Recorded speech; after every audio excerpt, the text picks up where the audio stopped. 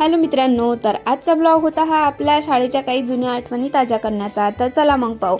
तर आज आम्ही निघालो सकाळी सकाळी शाळेत जायसाठी। तर आमच्या शाळेत होता मेळावा, म्हणजे आम्ही ज्या शाळेत शिकलो लहानपणापासून त्या शाळेत आम्हाला बोलावलं होतं। मग आमच्या सर्व मैत्रिणींनी ठरवलं की आज जायचं। मग ज्या काही मुली होत्या बाहेर गावावरून येणाऱ्या त्या सर्व आल्या होत्या। मग आम्ही सर्व मैत्रिणी गेलो त्या ठिकाणी। तर मग जाऊन बसलो होतो। आज तर आम्ही चेअरवर बसलो होतो आजपर्यंत आम्ही सर्व त्या ठिकाणच्या विद्यार्थिनी होतो, तर आम्हाला मस्त शाळेत खाली बसायला लागत होतं, पण आज काहीतरी वेगळंच वाटून राहिलं होतं। मग काय गेल्या गेल्या तर स्वागतही झाले आमचे। सर्व मैत्रिणी बसलो आम्ही चेअरवर, त्याच्यानंतर वन बाय वन सगळ्यांचं नाव घेतलं आणि त्यानंतर आमचे स्वागतही झालं। आज काहीतरी वेगळंच फील होऊन राहिलं होतं शाळेत गेल्यावर, म्हणजे एकदम जुन्या दिवसाची आठवण झाली होती। त्याच्यानंतर प्रोग्राम झाला। मग काय शाळेत सर्वांसाठी जेवणही ठेवलं होतं।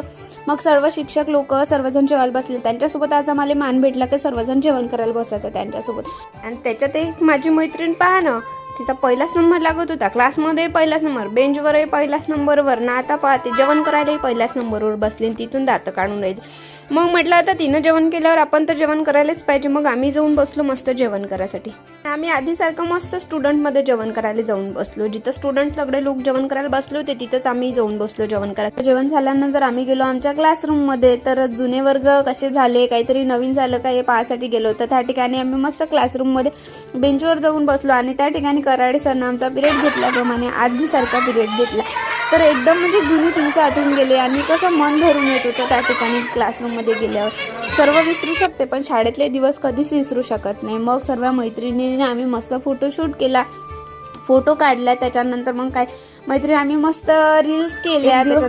शाळेतले भेटले, खूप चांगलं वाटलं त्या ठिकाणी गेलो होतो। त्याच्यानंतर मग काय सर्व मैत्रिणी दूरच्या होत्या, कोणी नागपूर अमरावतीवरून आलं होतं, तर त्यांना गावी सुद्धा जायचं होतं। मग घेतला आम्ही शाळेचा निरोप। तर असा झाला मग आमचा आजचा मिनी ब्लॉग। चला मग भेटू नेक्स्ट ब्लॉग मध्ये। बाग आता सुनी सुनी सारी का कळे।